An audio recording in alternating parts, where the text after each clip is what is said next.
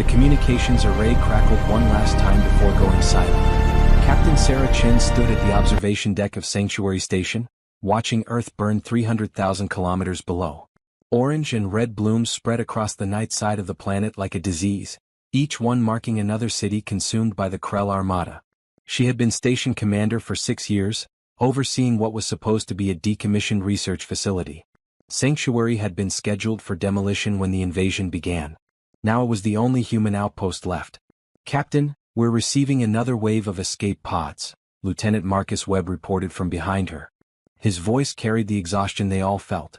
73 craft incoming. Mixed civilian and military. Sarah turned from the window. The station's main operations center hummed with activity as her crew worked to coordinate the chaos. Holographic displays showed trajectories, resource calculations, and the steadily growing list of survivors. 15,000 souls now called Sanctuary home. The station had been designed for 300.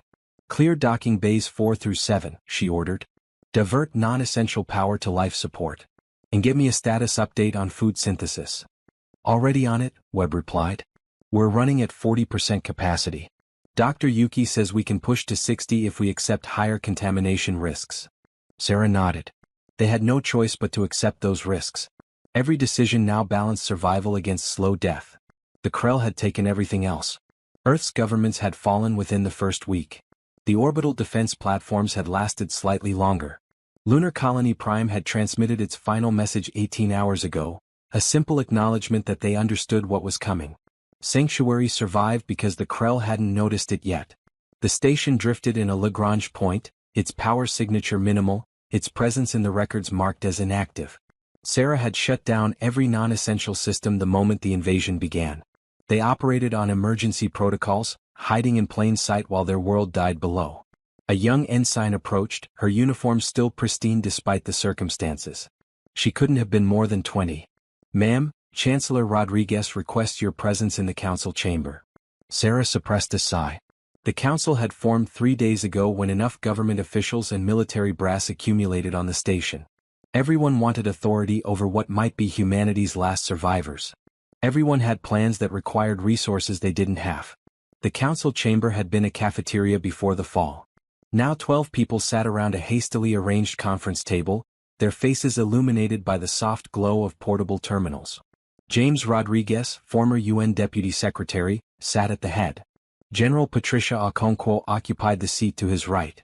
The others represented the scattered remnants of Earth's power structures. "Captain Chin, thank you for joining us," Rodriguez began. His formal tone felt absurd given their circumstances. "We've been discussing our strategic options." "Strategic options?" Sarah remained standing. "Chancellor, we have 15,000 people in a facility designed for 300. We're rationing air. Strategic options involve survival, not strategy." General Okonkwo leaned forward. "Which is exactly why we need to discuss relocation. The Krell will find us eventually. When they do, everyone here dies." "And where do you propose we go?" Sarah gestured toward the viewport, where Earth hung like a dying ember. "Every colony is gone. Every station is destroyed. Mars went silent yesterday. The Belt settlement stopped responding this morning. There are other options," a thin man in a civilian suit interjected. Dr. Alan Park, formerly of the Advanced Projects Division. Sanctuary wasn't just a research station. Some of the projects here were never officially recorded. Sarah felt ice settle in her stomach. "What projects?" Park pulled up a holographic schematic. It showed the lower levels of Sanctuary, sections Sarah had assumed were storage or maintenance. Experimental propulsion. Specifically a prototype jump drive. It was never approved for testing, considered too dangerous. But it exists, and if we can make it operational, we could reach another system, Rodriguez finished. "Find a world the Krell haven't touched. Start over."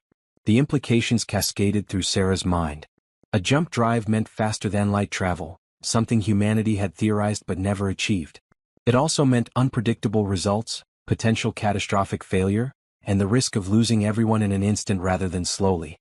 "How long to make it operational?" she asked. "Unknown," Park admitted. "The project was abandoned when the lead scientist died in an accident. But we have people here with relevant expertise. Engineers, physicists, given time." "Time is something we don't have," Okonkwo interrupted. Our last reconnaissance drone showed Krell forces sweeping the lunar region. They're being thorough. We have days at most before they detect us. Sarah looked at each face around the table. Fear lived there, but also something else. Hope, perhaps, or simply the refusal to accept extinction.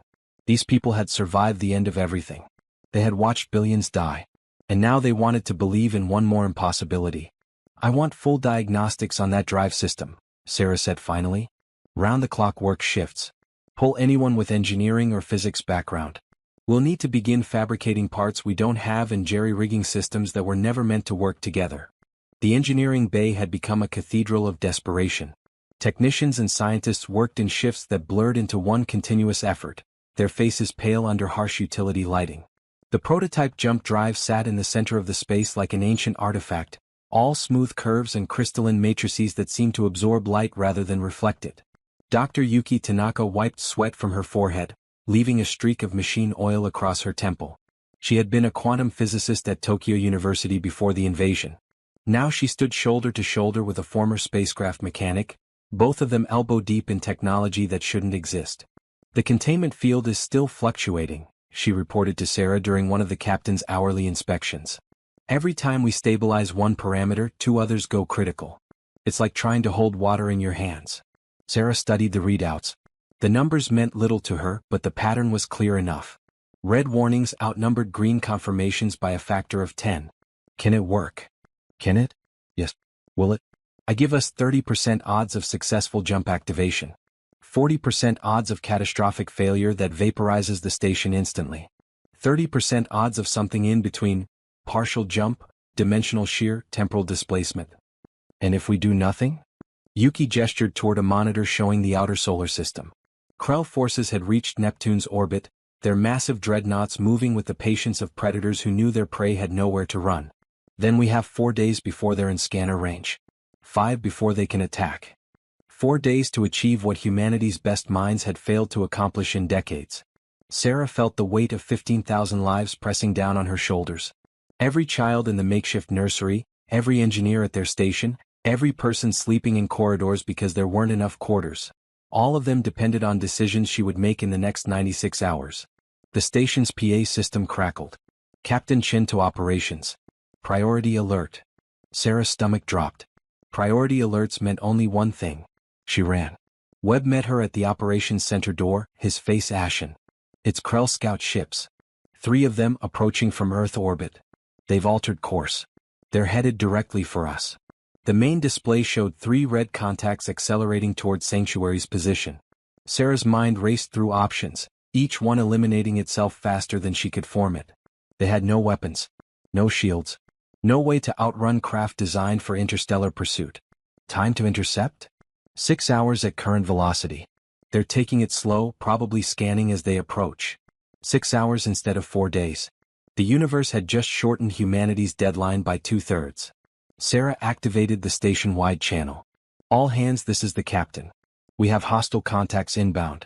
Engineering teams, you now have 6 hours to make that drive operational. Everyone else, begin evacuation protocols to the core modules. Move essential supplies and personnel only. We're about to find out if desperation breeds miracles. The station transformed into controlled chaos. Families gathered their children.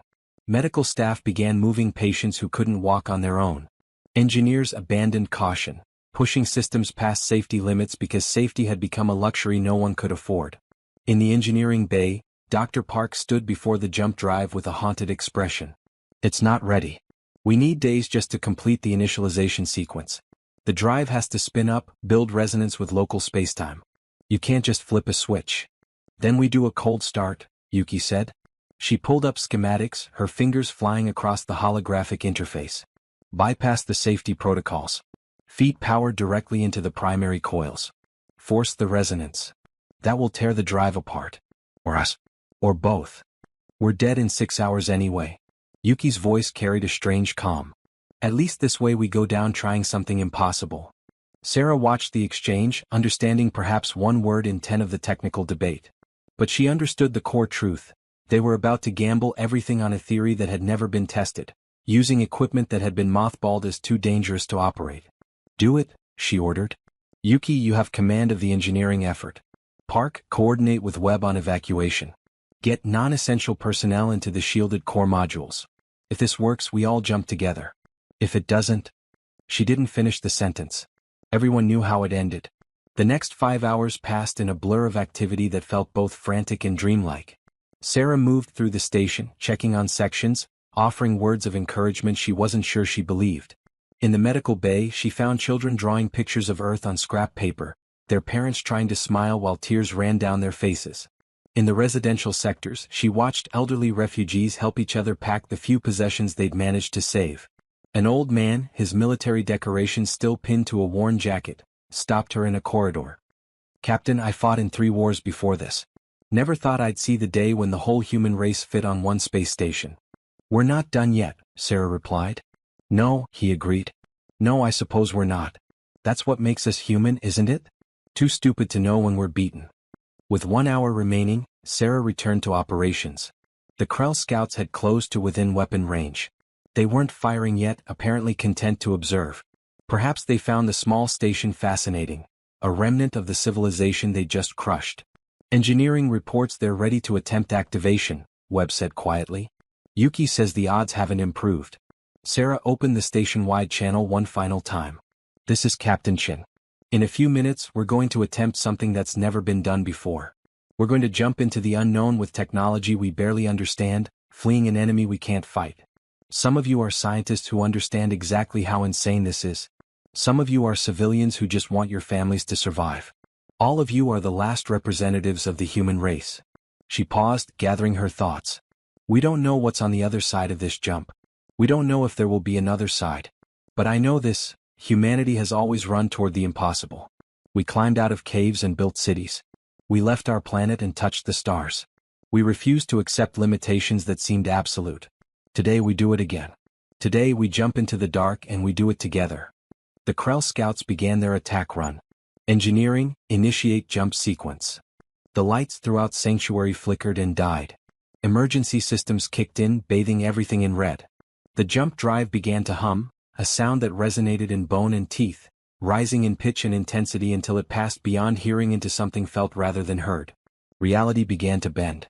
Through the viewport, Sarah watched the Krell ships launch their weapons, missiles and energy beams that crossed the distance in seconds. They would impact in moments. The jump drive screamed. Space twisted.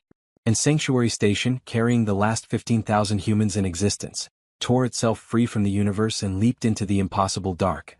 Sarah opened her eyes to silence. The red emergency lighting had given way to normal illumination.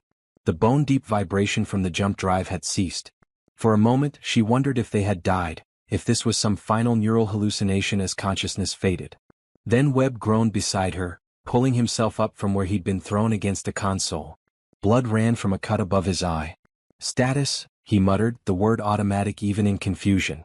Sarah forced herself to her feet. The operations center was in chaos, displays flickering, crew members scattered across the floor, equipment sparking where power surges had overwhelmed circuits. But they were alive. The station was intact. "All stations report," she called into her comm unit. The responses came slowly, confused voices acknowledging from different sections. Engineering, medical, residential sectors, life support. One by one, the station's departments confirmed they had survived whatever had just happened. "External sensors," Sarah ordered. "Where are we?" A young technician, her hands shaking, brought up the navigational display. The screen showed empty space. No Earth. No sun. No Krell scouts bearing down on them with weapons charged. Just stars. But they were wrong stars. The constellations made no sense, the patterns alien and unfamiliar. "We jumped," Webb said unnecessarily, wonder in his voice. "We actually jumped." Dr. Park burst into operations, his face flushed with exertion. "Captain, we need to shut down the drive immediately. The containment fields are collapsing. We have maybe 10 minutes before." "Do it," Sarah interrupted. "Shut it down. Pull all power. Whatever it takes." Park nodded and disappeared, already speaking rapidly into his comm to the engineering teams. Sarah turned back to the viewport. The stars looked cold and distant, but they were there. They were real. Humanity had survived. They had thrown themselves into the void with broken technology and desperate hope, and they had survived. "Captain," the technician called. "I'm picking up something on long-range sensors. A planet. Rocky, approximately Earth-sized. 14 light minutes from our current position. Sarah felt her heart begin to race. Atmosphere? Scanning, yes. Oxygen-nitrogen mix. Water vapor signatures. Captain, it's habitable. The odds of randomly jumping to a system with a habitable world are impossible, Sarah finished. The odds are impossible. But there it was on the sensors, a blue-green world orbiting a yellow star. Not Earth. The continents were wrong, the atmospheric composition slightly different. But close enough to matter. The station's PA system activated. All hands, this is Dr. Tanaka. Jump drive is safely powered down. We have minor casualties across all decks, nothing critical. Engineering teams prevented a catastrophic containment failure with approximately 3 minutes to spare. I recommend we never do that again. Relief mixed with exhaustion washed through Sarah. They had made it. Against every rational calculation, against physics itself, they had made it. Over the next hours, a picture emerged of their new situation. The planet was habitable, not just survivable but genuinely habitable. Oxygen levels were slightly higher than Earth standard. Gravity was 0.92 Earth normal. Oceans covered 60% of the surface. Preliminary scans showed vegetation, weather patterns, seasons. And no signs of intelligent life. No cities, no satellites, no electromagnetic signatures. Just a pristine world waiting in silence. It's perfect, Rodriguez said during an emergency council meeting. Almost suspiciously perfect. I don't care if it's suspicious, General Okonkwo replied. We have 15,000 people, limited supplies, and a station that's held together with hope and improvisation. That planet down there is survival. Sarah agreed. Within 2 days they began sending survey teams to the surface. Within a week they had identified suitable landing sites. Within 2 weeks, the first permanent structures rose on what the refugees had begun calling New Terra. The evacuation of Sanctuary Station took 3 months. They cannibalized the facility for parts, stripping out life support systems, fabricators, power generators, anything that could be adapted for use on the surface. The jump drive they left in place, powered down and locked behind security protocols. It had saved them once. Perhaps someday it would be needed again. Sarah stood on New Terra's surface on the day they decommissioned Sanctuary Station. The facility would remain in orbit, a monument and a warning. Above, the sky showed unfamiliar constellations. Behind her, the first human settlement on a new world bustled with activity. Children played in the streets between prefabricated buildings. Engineers worked on irrigation systems to support the first crops. Teachers had organized schools. Doctors ran a clinic. Humanity was building again, planting roots in alien soil, refusing to accept extinction. Yuki joined her, looking up at the orbital facility. We got lucky, she said. Statistically, impossibly lucky. Maybe, Sarah replied. Or maybe we made our own luck. Humanity has always been good at that, surviving when we shouldn't, succeeding where logic says we must fail. The Krell are still out there. They might find us again. Sarah nodded. She thought about that often in the quiet moments. Somewhere across vast distances, the Krell Armada continued its conquest. Earth was gone, but its people lived on. And they would be ready if the enemy came again. Let them come, she said. We jumped into the impossible once. We'll do it again if we have to. That's what humans do. We survive. We adapt. We refuse to die quietly. A year later, New Terra's population had grown to 15,417. The 417 were births, new humans who had never seen Earth, who would grow up under alien stars, who would carry forward a civilization reborn from ashes. Sarah stood at the dedication ceremony for the memorial, a simple stone monument engraved with names. Every human who had died in the invasion, as many as they could recover from fragmentary records. Billions of names carved into native stone, a reminder of what was lost and why they had to endure. We are the last sanctuary, she said to the gathered crowd. Not a place but a people. We carry Earth with us in our memories, our traditions, our determination to continue. The Krell took our world. They could not take our future. The ceremony ended with silence. 15,000 people stood beneath foreign stars, thinking of home. Then slowly they returned to their lives. Fields needed tending. Children needed teaching. Buildings needed construction. Life demanded to be lived. In orbit, Sanctuary Station drifted in silent darkness, its jump drive cold and dormant. Inside the engineering bay, locked behind security doors, a message had been recorded and sealed in the station's core computer. If humans ever returned, If another desperate group of survivors needed hope, they would find it. Dr. Yuki Tanaka had spent her last night on the station writing it, explaining what they had learned, how they had survived, what had been sacrificed and what had been gained. The message ended with simple words: "We were 15,000 refugees fleeing extinction. We gambled everything on impossible technology and desperate hope. We jumped into darkness and found light. Whoever you are, whenever you find this, know that humanity survives. We always survive. That is who we are. That is who we will always be." 20 years later, New Terra's population exceeded 100,000. The original refugees had grown old, but their children and grandchildren filled the cities that now dotted the planet's surface. Universities taught the history of Earth and the invasion. Engineers studied the abandoned jump drive, slowly unraveling its mysteries. Artists created works celebrating both the world that was lost and the world that was found. And Captain Sarah Chin, retired now, sat on her porch and watched the sunset paint unfamiliar mountains in shades of orange and gold. She thought about Earth sometimes, about the station, about the impossible jump that had saved them all. But mostly she thought about the future.